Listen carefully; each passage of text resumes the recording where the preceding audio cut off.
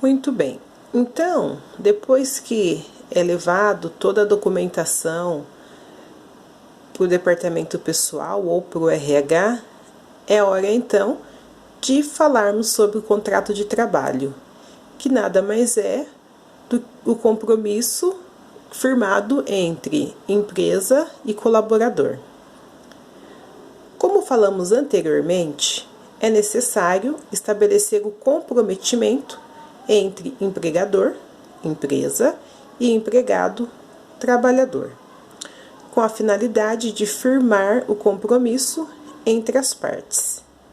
Um contrato de trabalho deverá conter informações claras relacionadas aos principais assuntos.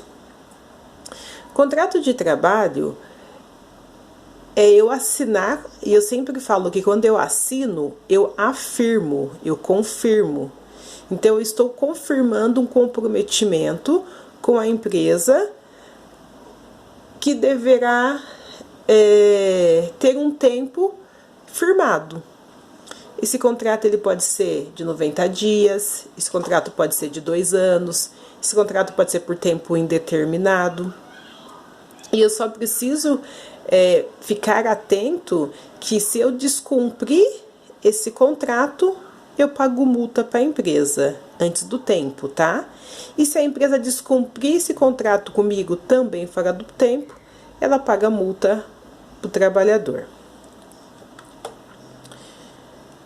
Dentro de um contrato de trabalho, precisa ter então os dados do empregador, nome da empresa, CNPJ, endereço, inscrição estadual, dados pessoais do empregado, nome do empregado, CPF, RG, título de eleitor, endereço.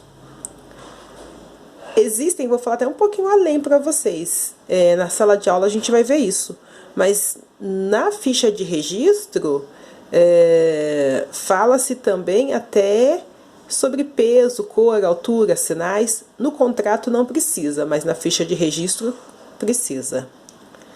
Cargo do empregado, local de trabalho. Qual é o cargo que ele vai exercer dentro da empresa? Local de trabalho, se é interno ou se é externo. Quantas horas ele vai trabalhar? 36 horas, 40 horas, 44 horas. Qual é o valor que vai ser pago por essa prestação de serviço, por essa troca, né? E a vigência do contrato. O contrato terá validade por quanto tempo? Um contrato de trabalho poderá ser por tempo determinado ou indeterminado. Só tem data para começar. O término só irá acontecer no dia em que a empresa ou o empregador não estiver mais satisfeito com a relação entre si determinados. Então, eu costumo dizer assim, que o contrato determinado é aquele que tem dia e mês ou ano para finalizar. Então, por exemplo, eu sei que eu comecei a trabalhar numa empresa dia 1º de agosto e o meu contrato é determinado até 31 de dezembro. Então, eu entendo que até 31 de dezembro eu estou empregada. Depois, o meu contrato já não está mais vigorando dentro daquela organização. O contrato indeterminado, eu brinco que ele é como a nossa vida. Nós temos o dia do nosso nascimento, mas nós não temos o dia do nosso falecimento. É a mesma coisa dentro de uma organização.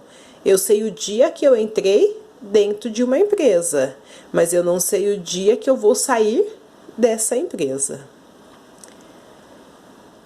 O contrato, por tempo determinado, terá dia, mês e ano para se encerrar, podendo chegar ao prazo máximo de 2 anos. Ele só poderá ser realizado desde que a natureza da atividade seja condizente a ser desenvolvida, dentro do limite do tempo estabelecido, ressalvo para contratos de experiências. O que é um contrato determinado de 2 anos, então? É um contrato que eu faço com colaboradores, na qual eu preciso, por exemplo, eu tenho que construir um prédio. e eu tenho que construir esse prédio em 2 anos. Então eu faço o contrato determinado com esses colaboradores de 2 anos, dentro do limite estabelecido com a pessoa que eu estou prestando o serviço.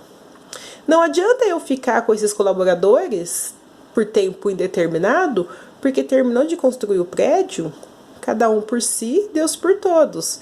Não tem como eu levar eles para um outro lugar na qual eu nem sei se eu vou pegar trabalho, vou pegar outro tipo de prestador de serviço para dar continuidade.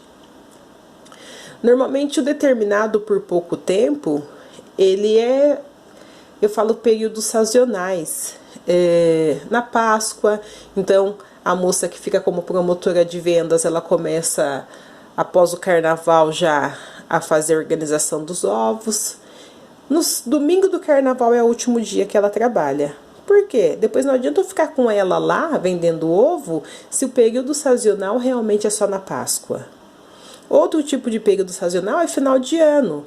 Contrata uma menina para trabalhar de outubro até dezembro. Depois não adianta eu ficar com ela porque realmente diminui o movimento das festas de final de ano. E esse de 2 anos eu faço o contrato de acordo com o serviço a ser prestado por esse tempo a uma empresa. As possibilidades de se fazer um contrato determinado são: primeira possibilidade, se a natureza de atividade empresarial justificar a transitoriedade do prazo. Por exemplo, substituição de uma funcionária por motivos de licença maternidade ou afastamento de empregado por meio previdenciário. Primeira possibilidade, então, que eu posso fazer um contrato determinado é quando a atividade que a empresa tem justifique que o prazo que ela precisa tem que ter mais pessoas para cumprir aquela meta, aquele projeto. Então eu pego uma pessoa, contrato ela por tempo determinado até que essa funcionária de licença maternidade volte a trabalhar. Ou de repente, uma pessoa que se acidentou dentro do trabalho, eu contrato uma pessoa para ficar no lugar dele ou dela até que o INSS dê alta para ela voltar a trabalhar. Pode acontecer de repente de dar certo, de ter uma vaga e eu não precisar dispensar essa pessoa, transformar o contrato dela determinado em contrato indeterminado. Pode acontecer, mas quando eu já o contrato, ele já fica ciente de que o contrato dele terá o dia do término. Segunda possibilidade, se a organização possui atividades de caráter transitório, onde precisará exclusivamente do funcionário para aquela determinada produção. Exemplo, períodos sazonais, fogos de artifícios, ovos de Páscoas e panetones. Isso que eu estava falando para vocês, gente. Período sazonal. Eu sei então que eu tenho uma data na qual eu vou ficar lá. Deixa eu só arrumar aqui para eu não errar. Opa, ainda coloquei errado. Determinada. Eu sei que eu vou ficar na empresa só no período em que for fazer confetes, serpentinas e fantasias de carnaval. Passou isso, vocês podem perceber que ninguém usa confete, ninguém usa serpentina. Eu vou trabalhar com fogos de artifício só no momento do final do campeonato brasileiro. Depois disso, não se usa mais fogos de artifício. Panetones, final de ano. Então eu trabalho numa fábrica de panetones até começar a diminuir os pedidos que os supermercados, os comércios já fazem antecipadamente. Alguém já viu alguém comer panetone em março, em abril? Não, realmente é em período sazonal. A pessoa que é contratada nessa época sazonal, ela também tem ciência de que Passou esse período, ela também não faz mais parte dessa organização.